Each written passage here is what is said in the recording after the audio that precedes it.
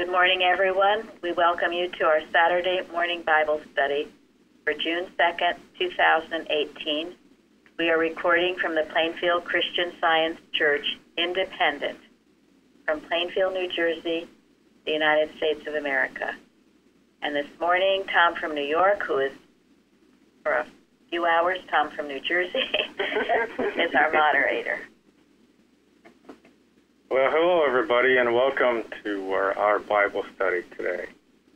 So I have a quote to read, which I have up on the website, so I'll read this.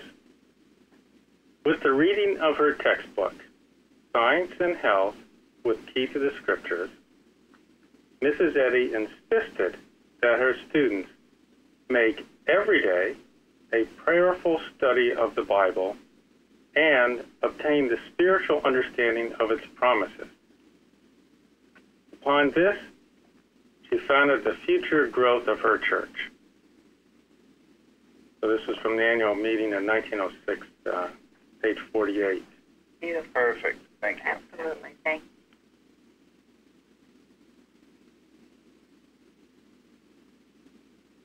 you. Anybody want to comment on that, what that means to them? And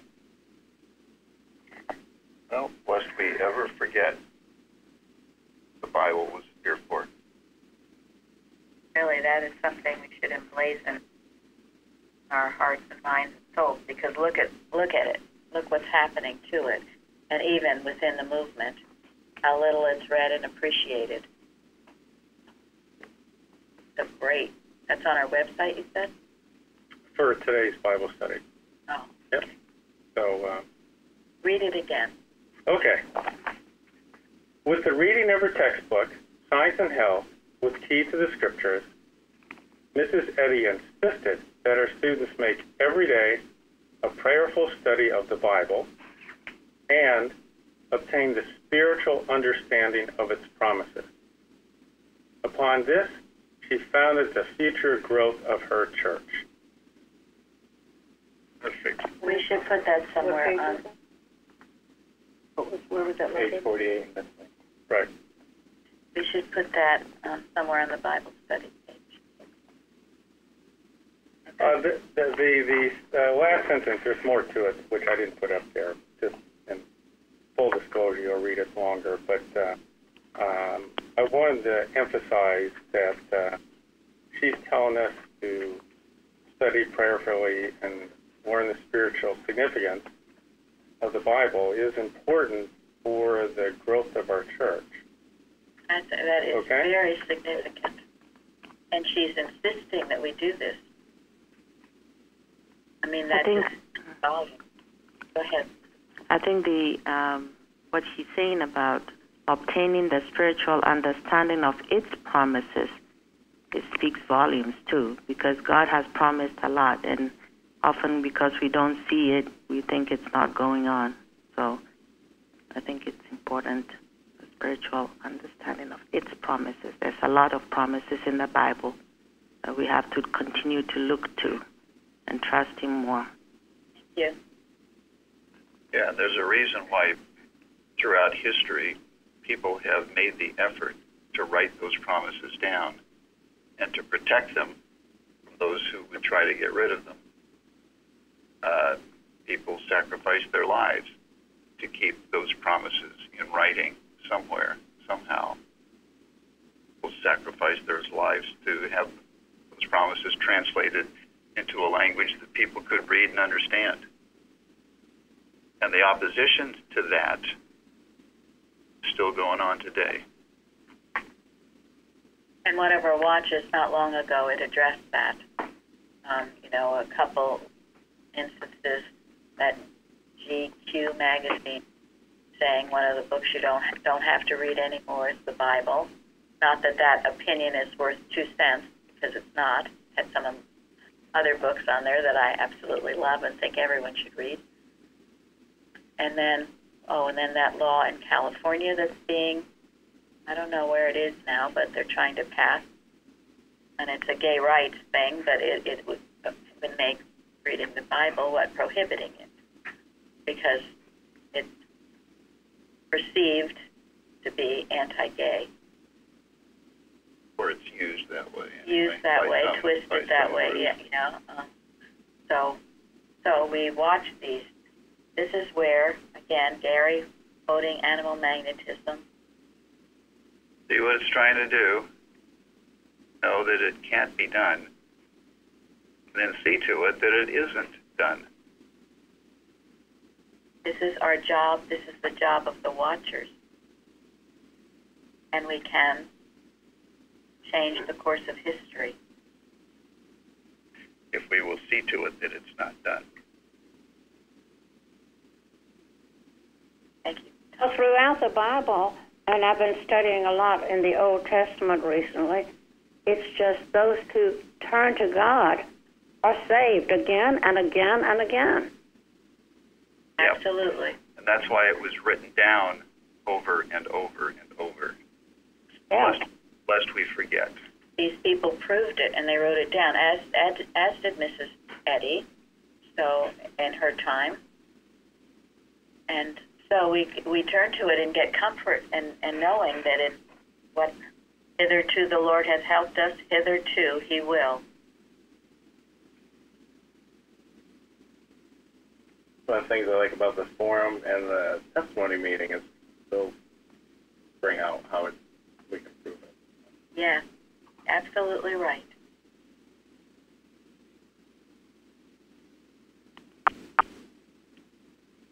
May I just mention, to me also, it seems the Bible was just the treasure for Mrs. Eddy, and out of that treasure was born Science and Health with keys with key to the scriptures, and it just shows the value of it, and it's just so important. I'm learning so much from the Bible. I didn't know anything about it, so I really appreciate these lessons and all I'm learning from it. Thank you very much.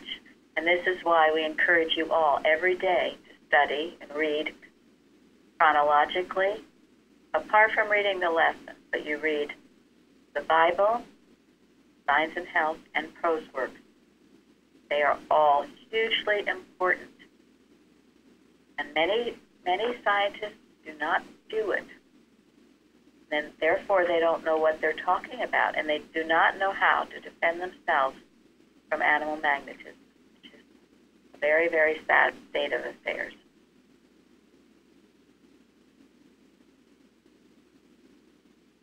Okay. On our website for the Bible study, we posted some Bible Hub pages. I presume, Jeremy, you did that? Oh, Linda did. Oh, Linda.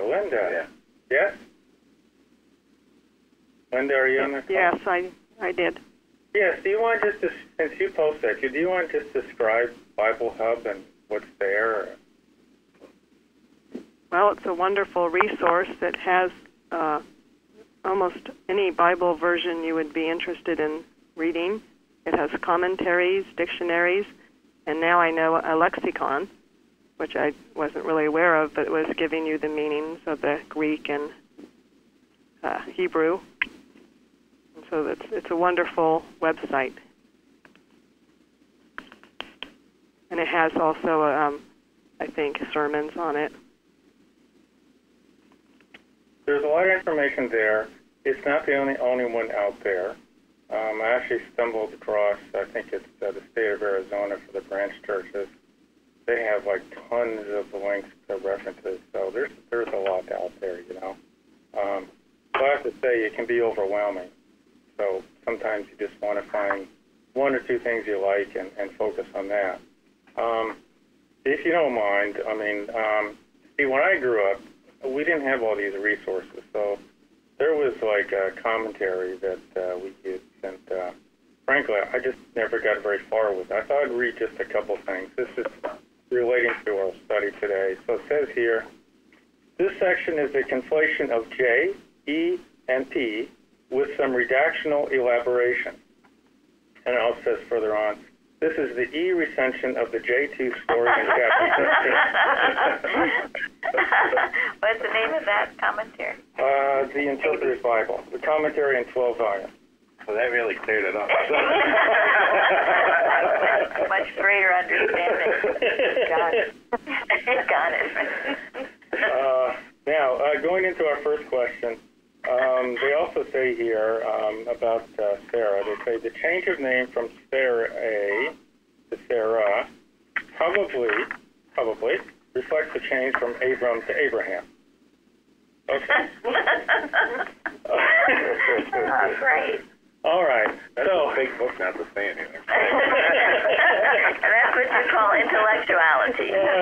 And it's at its finest. Okay. So, Quite a promise.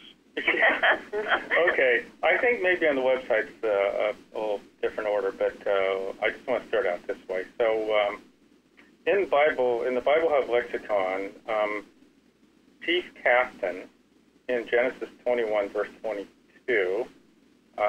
What does that mean? So it's translated from the Hebrew sar, S-A-R. So did someone look that up to see what that meant? Which question are we on? Question one, on the chief captain in Genesis 21 verse 22, the Hebrew word for chief captain is S-A-R. And Sarai, S-A-R-A-I, is the feminine of Sarah, of Sar, which is masculine. Right? Right. So what does SAR mean? What are some of the names for SAR? Obviously chief captain, but what else? Ruler, prince, big kahuna, Right. top dog. Yes. Commander. A lot of things like that. Okay. Like czar, like czar. Like Sar, Z-A-R. I guess so. C-A-R. Yeah, maybe. There you go. Wow. Interesting. So generally, Sar would mean prince and Sarah means princess. So what do you think means by changing Sarah's name from Sarai to Sarah, or S-A-R-A-I to S-A-R-A-H? Anybody have some thoughts on that? Well, when I looked it up, and I looked up the names in Bible Gateway, which is another resource we have on our website, and they had princes of the multitude, and then in the Bible verse just below, in Genesis 17:16, a mother of nations, the kings of people, and I think it adds it's more expansive. Right. I read that Sarah is more of a title of nobility, more for the people, and Sarai is my princess. So. I read in Matthew Henry that Sarai signifies my princess, and that indicates an honor confined to one family only, and Sarah signifies a princess of multitudes, or signifying that from her should come the Messiah, the prince, even the prince of the kings of the earth. Thank you, yes. That's very helpful. Thank you. Yes, that was very helpful. Thank you. Princess of all nations of the faithful. So this actually it's in our lesson. If you read in the blessing given to Abraham, what does it say? Someone want to look that up? Genesis 17, verse 16.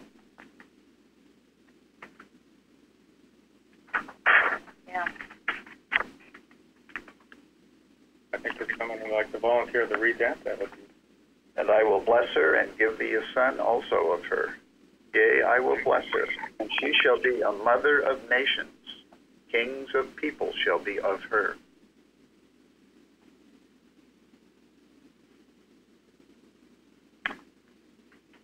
So So that's interesting. So she's going from being a mother of a family to a mother of nations.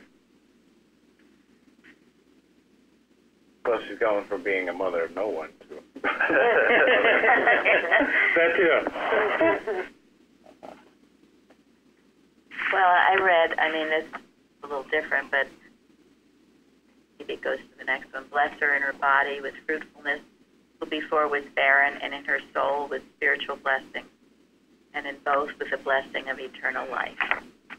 That's the next one. Bless.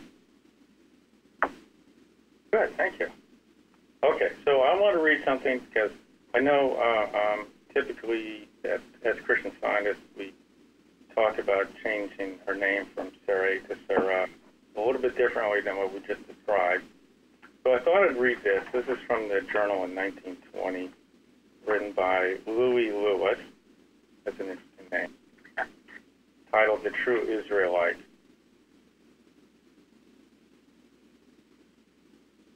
Those who are overcoming evil with good, striving in the strength of spirit to overcome the flesh, and prevailing with truth over error through an understanding of God in Christian Science, are thereby being renamed as the individual demonstrates this understanding.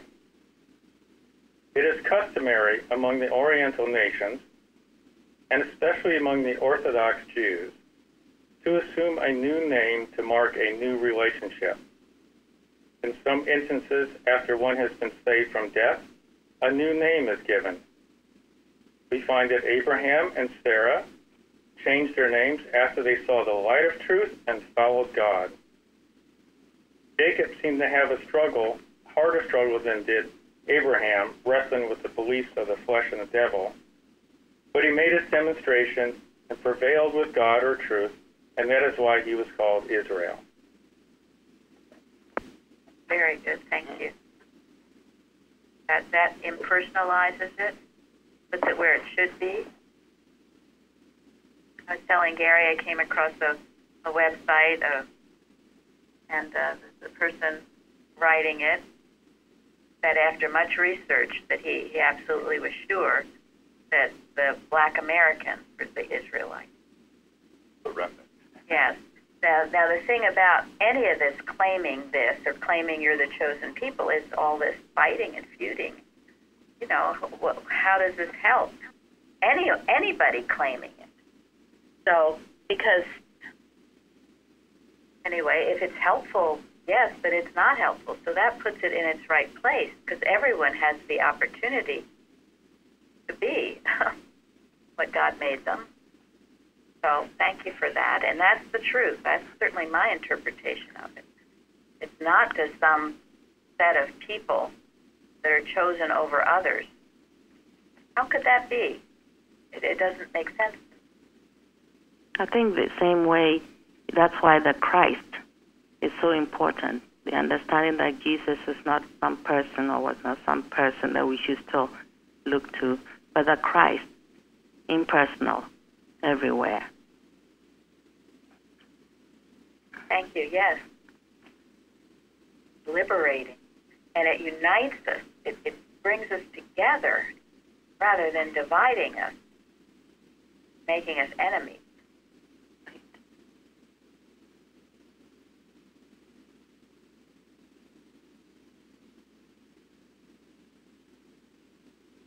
Anybody else on the phone? And I just can't help but thinking that's why the study of Christian Science is so essential to getting to that point. It's the only science that explains everything and helps you to actually get to that point where you see the Christ is universal, where you see God is universal, where you see all of God's creation as having a relationship with Him and capable of having that perfect relationship with God. And therefore with each other. Exactly. Mm-hmm. There should not be enmity. between nations and races. And even tribes and all that. I mean, it cuts through all of it. Yeah. One identifying. Right, because the source of all of that friction is human belief, limited human belief. Only Christian Science does away with all the limited human beliefs and replaces them with the truth, which frees us. This is really wonderful instruction, because this example with Sarah, to expand this concept of her beyond her just a personal family into something that's much bigger, is something that Christian Science teaches for all of us, to rise in the strength of spirit, to get out of the personal realm, think big with God, because, we're all here for a grander purpose than just our own personal circumstances.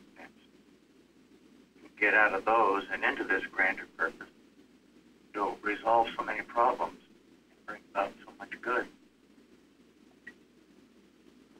And Abraham, he was the one the one God, wasn't he? One God that we all should be worshiping, not many gods, but the one God. That unites us.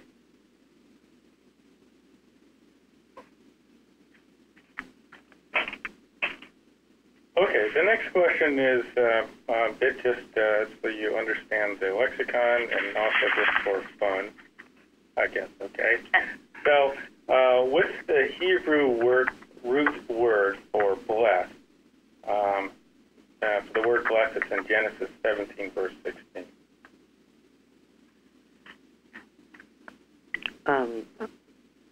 Go ahead. Actually, I was wanting to say something more about Sarah. I didn't know we were going to move off. I thought they were please, go ahead. And what I noticed when I was reading a Spurgeon commentary, and he was talking about her, I had such a new, greater respect for what she had done in her life. I often think of her as being Abraham's spouse, and he had the covenant and the blessing. I know she was blessed, but I never saw the powerful position she was in and the work she did.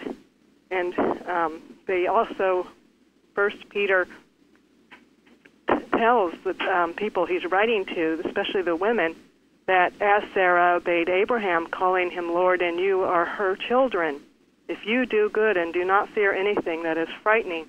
He was telling them that, to live this life of obedience to God and faith, as Sarah did, and using her as a model for these Christian women who, suffered horrible things just as the men in that time.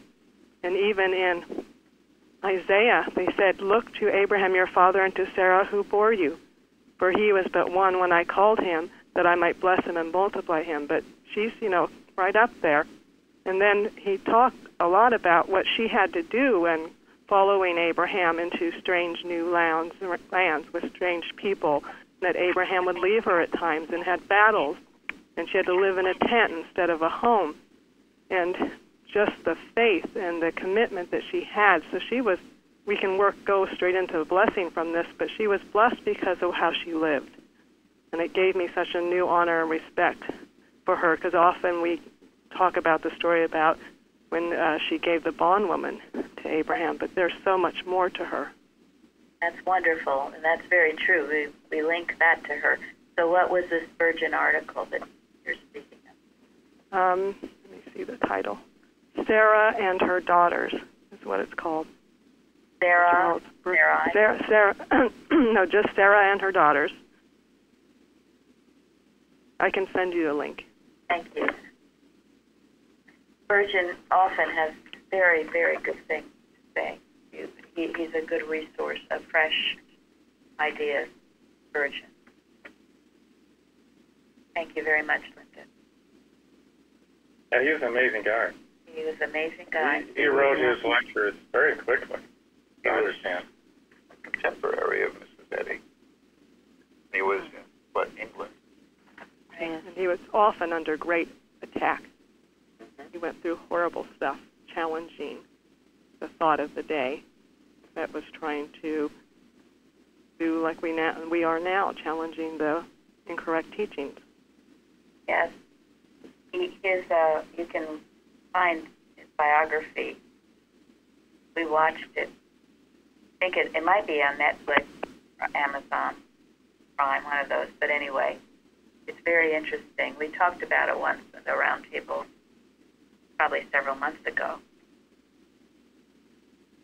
So, very, very good person to understand and read about. No, it's really. It was really amazing how much he wrote. So just a lot. He was like Carpenter. Yes. Just poured it out. And he was once, just lost and forlorn and didn't know what he was going to do in life. And then he just entered a church. And the preacher just kind of was addressing him. It woke him up, changed him forever. Which shows, it doesn't always take a lot to get people on the right path. Those that are really searching and in need of it and are ready to hear. When you need it, what does God say when you need it? Or someone says that a teacher will come to you to teach you what you need when you're ready for it.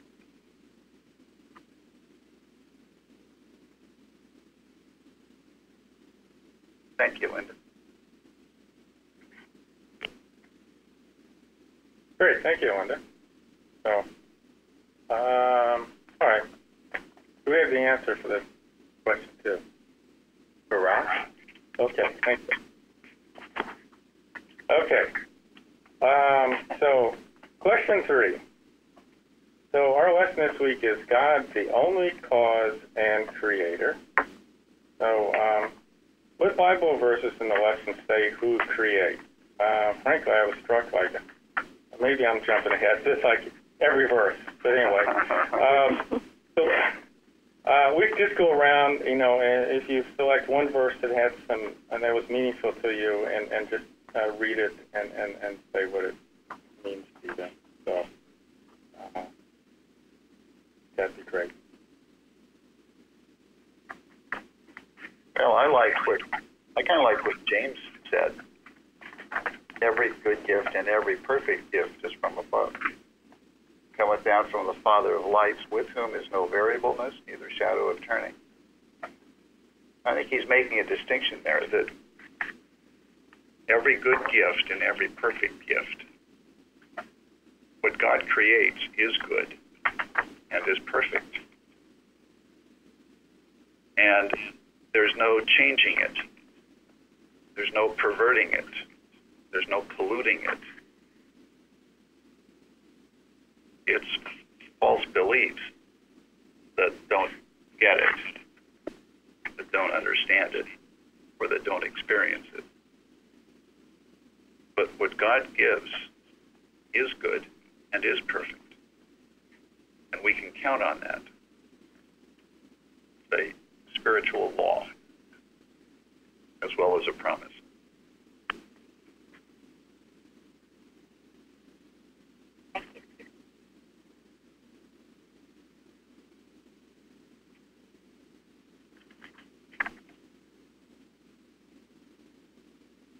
One verse that meant a lot to me was the citation 1, Psalms. The heavens declare the glory of God. The firmament show his handiwork. And to me that meant that, the work of God is all around us everywhere. But to see it requires the firmament. From science and health, the firmament is the line of demarcation between truth and error. If we're going to see what God's done, we've got to have that line drawn, and that distinction between right and wrong very clear. And that's a beautiful treatment for weather. That's the truth. I wrote about it on the forum this morning, that I'm with Isaiah 45. I have made the earth and created man upon it. Even my hands have stretched out the heavens, and their host have I commanded. I have raised him up in righteousness, and I will direct all his ways. For thus saith the Lord that created the heaven, God himself that formed the earth and made it. He hath established it, created it not in vain. He formed it to be inhabited. I am the Lord, and there is none else. The word established means to settle or fix what is wavering, doubtful, or weak. To settle permanently. This is what God does for us. Settle or fix what is wavering, doubtful, or weak. To settle permanently. And then he created it not in vain. Vain means empty, worthless, having no substance, value, or importance. Fruitless. Now, I've been using this as a treatment because you hear all the time people on opioids, people that are homeless, people that seem to have no value in life, health problems. God did not create one of his people in vain. That's a lie about man. And we can work with this and know it to be true, and to change that false. Who said that? Who said there's some hopeless, homeless, miserable, jobless person? God never said that. The only reason it appears to be that way is that they haven't found themselves in him. But right where that problem is God declaring himself to mankind, and God saying, I have raised you up in righteousness, and I will direct all your ways. That's what God is saying to his creation. He's saying it right there where the problem seems to be. We need to know it. In that, it was a Bignell Young, this new book we have. He says that. We need to address all of this. Homeless, drug addicts, people in prison, whatever it is. God did not create in vain. He created for a purpose, and everyone has that purpose. We have just accepted all these beliefs that go along with it and say that's just the way it is. We're just all a mess. Well, we're not. I was a mess once. I could have claimed all that worthless, no purpose, health problems, but when I found science, it changed. And that science is available to everyone, everywhere. So, good question. And it exists right now and always will. Yes, it does. And it's operating right now. Thank you. Because I know before, all these things that I accepted as a part of the system I was in, eventually a lot of them came true for me because I was accepting that they were possibilities. So there you go. Mm-hmm. Well, that's why the day that Christian Science is taught with the Bible in schools everywhere will be a great joy. They will wait because a lot of false education is all that made it all so wrong for so many. And if you don't know, well, you don't know. You accept what has been told, the lies that have been told. So pray for that day where, actually now it's happening. I think, thank God for the internet. The truth is going everywhere. That's exciting. Thank you. And you teach, as I said, you get your hands on any child you can, and you teach them the Bible. And you can get them to our Sunday school, that's great too. But you teach them what you can. You live it. You tell them how you pray daily, how much the Bible means to you. You're an example. Make it a living truth. And they will follow because they're receptive to that. They're why Jesus loved the little children. What Mrs. Eddy says about them, where youth makes rapid strides, doesn't she? But as Lauren says, when it's so sad to see them so mistaught. But all that can change in a twinkling. Because that's the lie, and that's not true, and so it can just be gone. Be gone.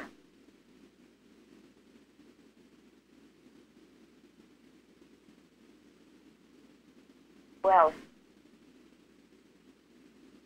Someone on the phone have some text they like? The verse?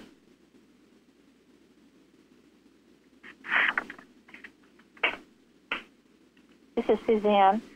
I picked Isaiah 45:18 for thus saith the Lord that created the heavens. Basically, the same one that Mr. Singletary picked. It ends with, I am the Lord and there is none else. And that always stops me in my tracks because I feel like God is speaking to me, and it brings me back to the first commandment. And then I always think of Mrs. Eddy. That was her favorite verse, the first commandment, and it just clears the deck. It's just, there's only God. I just love that. Yeah. I think the one that I like is the same. It speaks the same essence. Is the Psalm 33. For he spake, and it was done. He commanded, and it stood fast. The same, the power, omnipotence, no other power. What he has done is it. Nothing can change it, like Gary was saying. It stands fast forever. Yeah, we can't change perfection. There's just no way. No. And I think that verse is one that can deal with this whole idea of climate change and global warming. God knows how to take care of his creation. Absolutely. And he is taking care of it. Right. In spite of what we think. We just better come in line with it. Exactly. The earth was meant to be inhabited. Yeah. Right. Mars was not. I like that Psalm 33, verse 9, for he spake and it was done, and it reminded me that he didn't need to do an environmental study or get a consensus or follow some regulation in order to do something. He's in charge, and he did it. Right. Didn't have to hire an architect. I love the golden text, Proverbs 3:19. The Lord by wisdom hath founded the earth. By understanding hath he established the heavens. There's so many believe that we have to suffer on this earth and then wait until we get to heaven to have our reward. And Matthew Henry said, God founded the earth that it cannot be removed, nor can ever fail of answering all the ends of its creation, to which it is admirably and unexceptionably fitted. Yes, and by wisdom and by understanding. This is why Mrs. Eddy discovered that God is the only mind. Because wisdom is, and understanding can only come from one place. The one mind that knows all and governs all.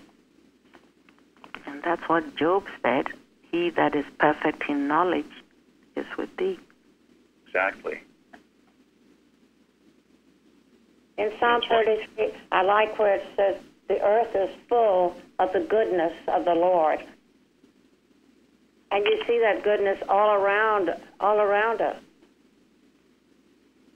I don't know how I missed it for so long, but I see it now. I'm very grateful for that. I know, that's why everywhere Family goes, people are always helping her, giving her cab rides. I don't know, all these wonderful things. Because if you see it, you will experience it. You'll find people to be kind and loving when you're seeing it and acknowledging it. This is the importance of living your truth. If you don't think, and you think this is a terrible, evil world, well, unfortunately, you will experience that in belief, in your bad dream, in your Adam dream.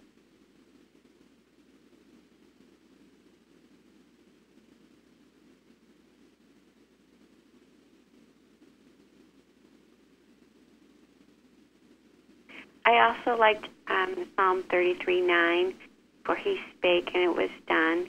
He commanded and it stood fast. And I thought God brings instantaneous light.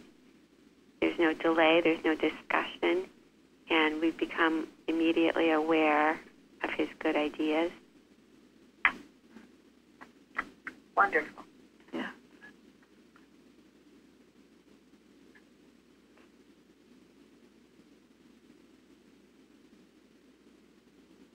These are great. Now, if Tom hadn't asked this question, would we have gotten into it? This shows the depth of the Bible and the importance of the Bible study.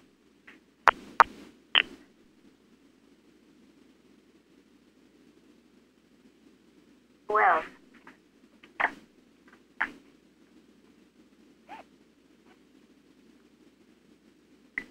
Well, I liked the Jeremiah 32:27, where it said, "Behold, I am the Lord, the God of all flesh. Is there anything too hard for me?" And I thought that was really what the story of Sarah is about, too. And I've been carrying that around with me to remind me. Wonderful.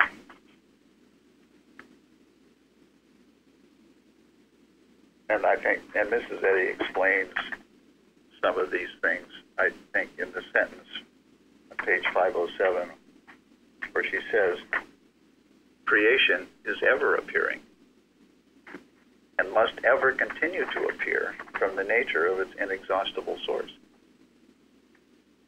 So it's not like God created us and then went away somewhere.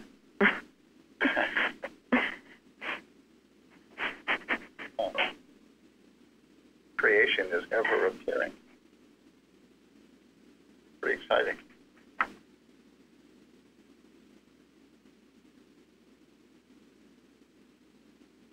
Yeah, and add to that, I've been looking at this, in Isaiah 45, verse 13.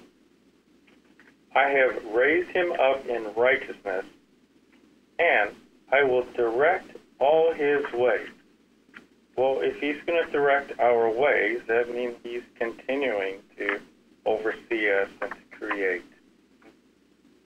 He didn't go find his hammock and lie down and rest and let us try to figure things out. You're on your own, kid. God will direct all our ways.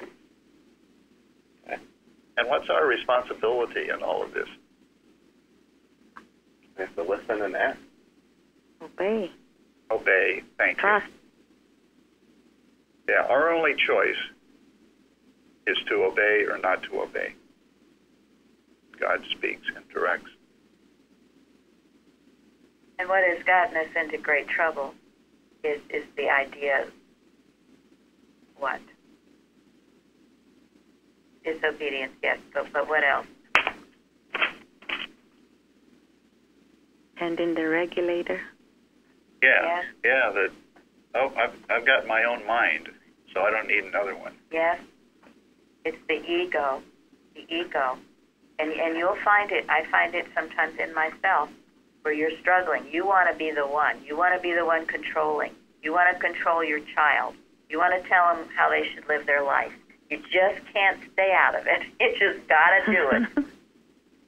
It's the ego of the human mind, many minds, and not submitting to this idea of God being the only cause and creator. Mrs. Eddy says, what does she say? We think we're personal authors. Yeah, personal authors, creators. And so all of it, if you see it in the government's got to do it. The government has to control your life and tell you what to do. It's all a lack of knowing that it's God, just as Suzanne said about global warming. They've got to get in there and tell you all the things you're doing wrong, and it's a godless state. You want to know what to look for in our government? That's what you look for. Who's giving you your individual rights and who's taking them away? So, most important we are under God, and we acknowledge Him to be creator of all, and we look to Him to solve the problems of all mankind, not in human. We'll give you health care, we'll give you welfare, we'll give you all these things because I am God. I will control it all. I have to say this because it's so important. You get into that, you think you're being kind and benevolent, but you're losing more and more and more of your ability to turn to the Father who has all the answers. And only when we are under God are we indivisible.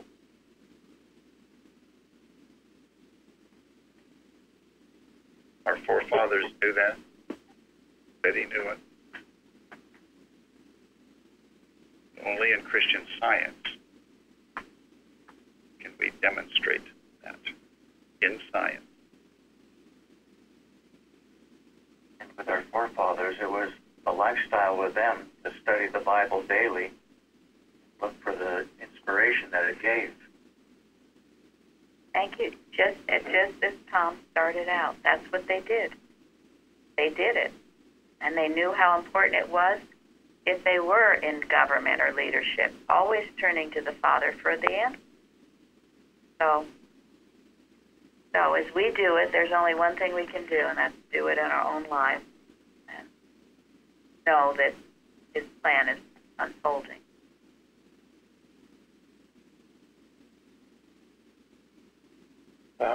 Okay. To continue on, because I thought it would be interesting to discuss the story that we have in our lesson this week, which is the birth of Isaac. So in Science and Health in our lesson, it says, good demands of man every hour in which to work out the problem of being. So how might that relate to the story of the birth of Isaac?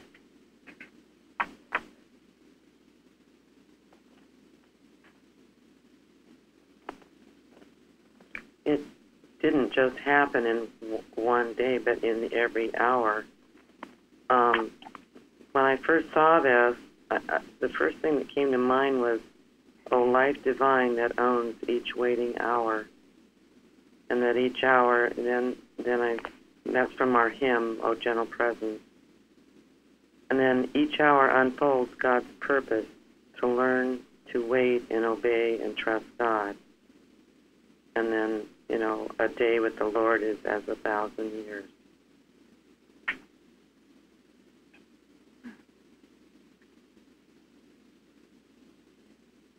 And so they had to learn how to demonstrate each step of the way. Yes, we have to pray without ceasing. I love that.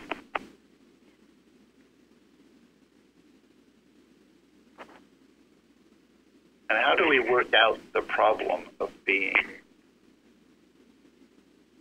What is that? What is the problem of being? What God has for you to do. Well, the problem would be the false belief about it, right? The misconception that life is in matter. The human mind. Yeah. And the answer being? God. Turning to God. The only being that there is God. God is the only being. The next sentence in Science and Health says, consecration to good does not lessen man's dependence on God, but heightens it. Yes. Our being is God. It's not personal. It's not limited. It's not, it's not a little community. It is God. Abraham had a glimpse of that. That his being was God. And that God was universal. Sarah had a glimpse of it. They didn't understand it entirely, which is why when God came to him and said, I'm going to make you a ruler of many nations that will come from you, and Sarah's going to have a child. Abraham at first kind of laughed and said, wait a minute, how can that happen? But God put it to him when he said, is anything too hard for God, for the Lord? So through that experience, they gained a better appreciation for the fact that God is the only being. And we're here strictly at his mercy, goodness, and love.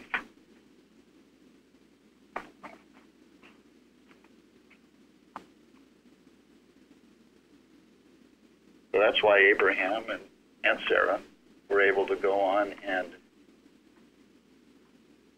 do what God had for them to do. They had the highest concept of God as the only being anywhere.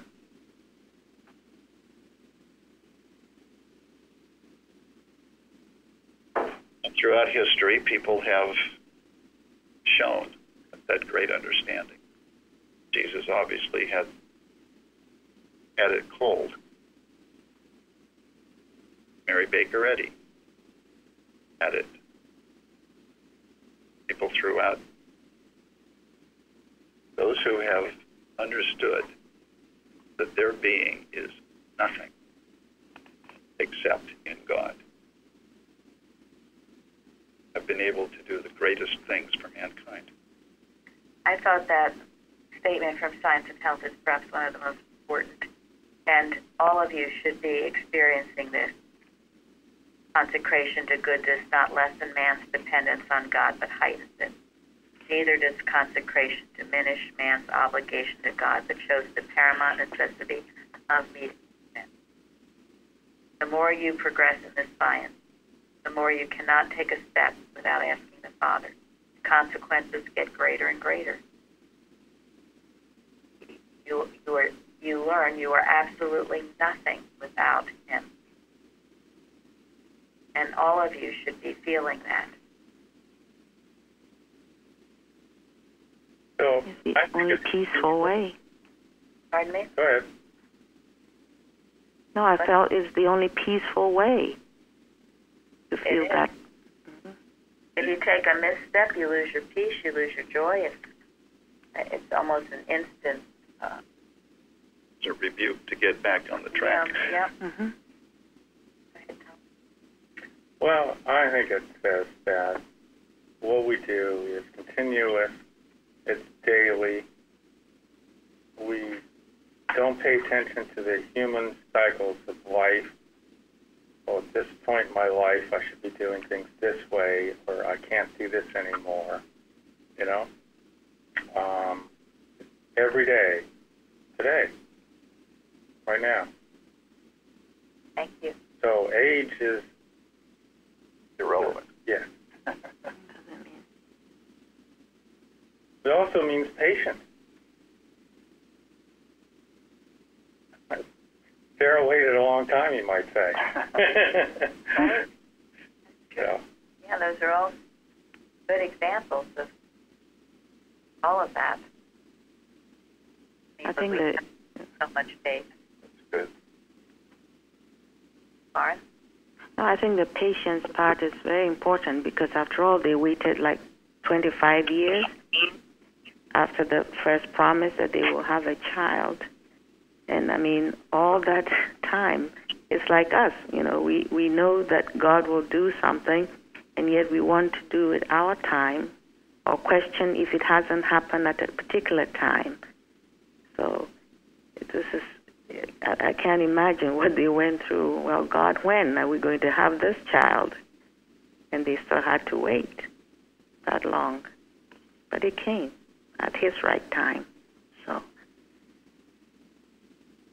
Tell them, Sharon, about you getting a job. Oh, it did not come quickly. I had lessons to learn, a lot of practitioner help, but one of the things I was given, let patience have her perfect work. And I found positions, I thought, oh, this is the right one, and it wasn't. But when the time was right, I was put in a position that the people are Christian. Everybody is loving and kind, and it had to be God's plan. I could not have figured something that wonderful. That's a huge difference in workplace culture from the last job you had. Yeah, It was total opposite. You were in a job for years. It made you miserable. Yes. and she had to realize that that wasn't God's plan and she was worthy of more. But it was all a process of coming out. And as she learned each lesson, things did unfold like a flower. And when she was ready, she received a great blessing. But there were many jobs she thought she was going to get, she thought was perfect, and then they didn't work out, didn't call back. She just had to learn patience. That's why I think I like what Mrs. Eddy says in page 74 of the Divinity Course, that God has a plan for all his children, and it is a gracious plan. I have my place in his plan, it goes on, but I think we're not just here, God didn't just leave us here like we feel sometimes. He has a plan, and that plan will unfold at its right time. Absolutely, it will. I love the article we have in which it says about children. It says that a divine idea carries within itself the power to accomplish the divine purpose, and the responsibility for its unfoldment belongs to divine principle who cares for each detail of its progressive being. Thank you. That's Bignell Young. That's Bignell Young. 37 College, page 2. I read that every day. So do I. A wonderful treatment, and you can use it with children, you can use it with a business, you can use it with so many different things. But again, we are relinquishing our own thinking that we have to do it and we're in control and we're the ones, and we're putting it where it belongs, to God. And sometimes that's not always easy, but it's most important. The other is conceit, ego, pride. Or fear. Or fear, yes, thank you, fear. Which is the flip side of pride.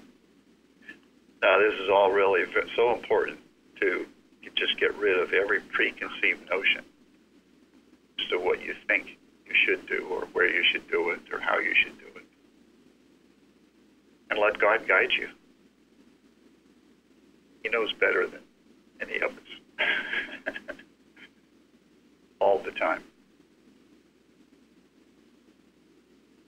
Every hour.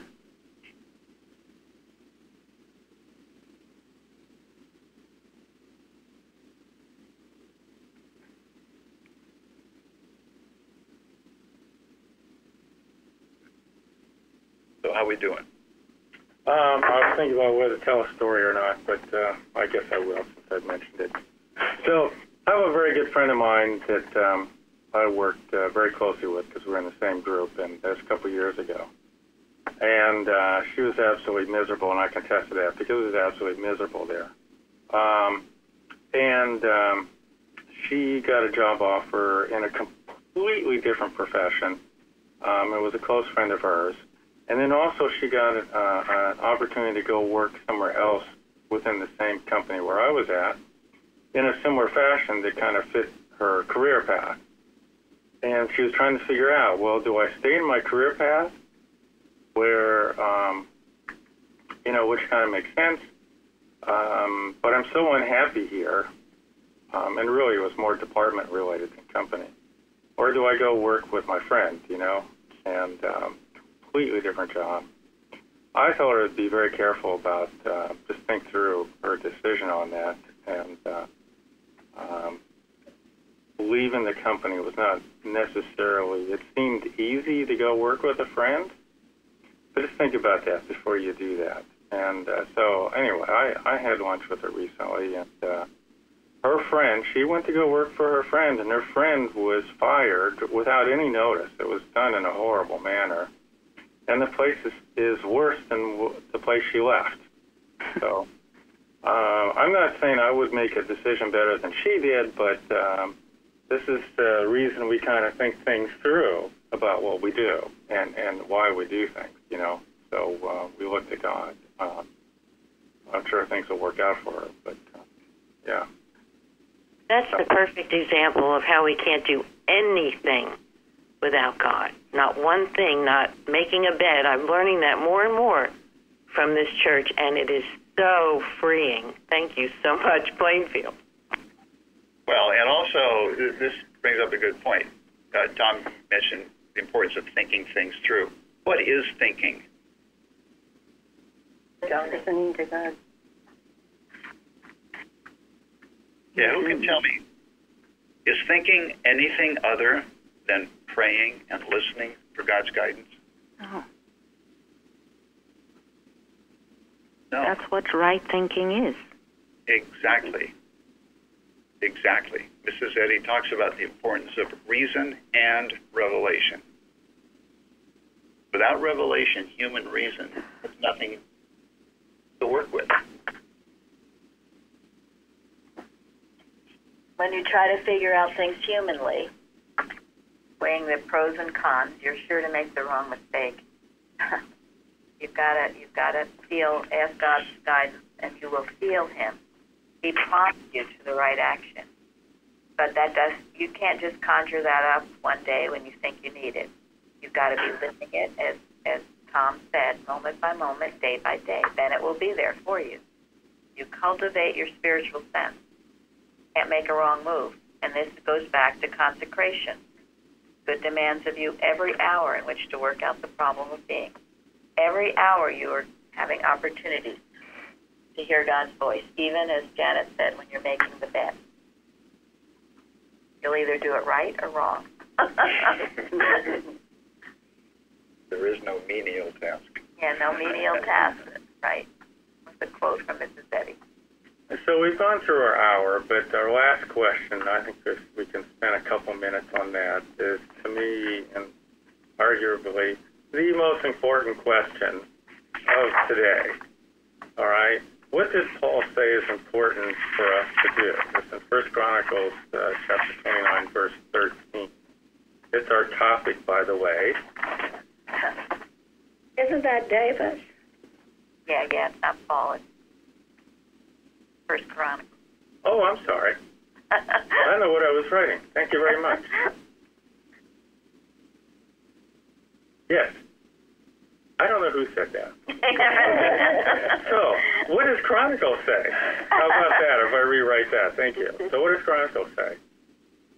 Thank thee and praise thy glorious name. Now, therefore, our God, we thank thee and praise thy glorious name.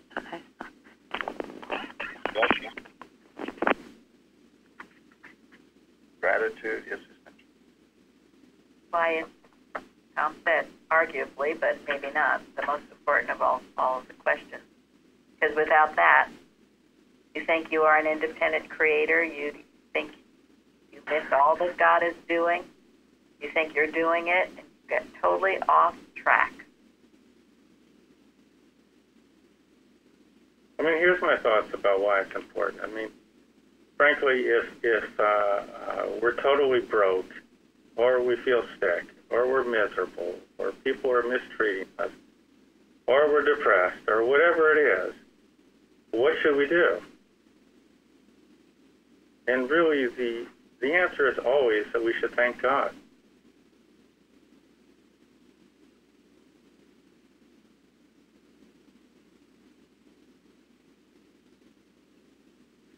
I like to start each day by thanking God that I'm alive. Thanking God for the truth that I do know. Thanking God for every expression expression of love that he has shown to me that I have been able to recognize, which is many. Thanking him for the good that's about to unfold.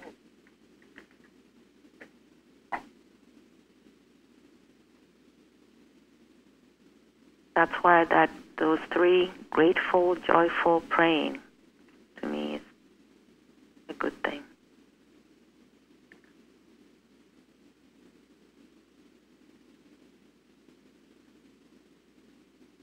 And that is why she says in Science and Health, if we are ungrateful for life, truth, and love, and yet return thanks to God for all his blessings, we are insincere and incur the sharp censure of our Master pronounced on hypocrites.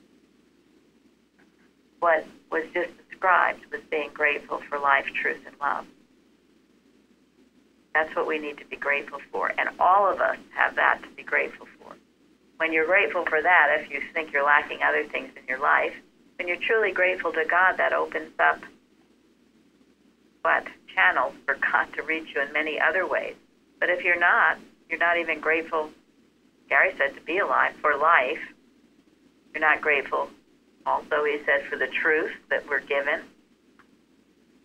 Not grateful for the love that he expresses to us and that is expressed to us by others. We are hypocrites. Make sure you're always grateful for life, truth, and love. Now, that's all capital letters. Otherwise, we are acknowledging a power other than God, just the same as worshiping something other than God. Or if you're just grateful for the things, not grateful for the giver, screw up a lot of people. And Mrs. Eddy said, I can't quote it exactly, but to acknowledge, not just a few times a day, but moment by moment during the day, that God is the source of all good, and to be grateful for it will do more for you than perhaps anything else can. If you're acknowledging God as the source of all good, if you do that, you will see it and have more of it.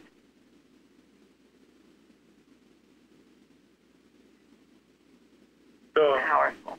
I'd like to say thank you for everybody who called in. Thank you to everybody who participated. And I just appreciate everybody coming together to make this Bible study a success.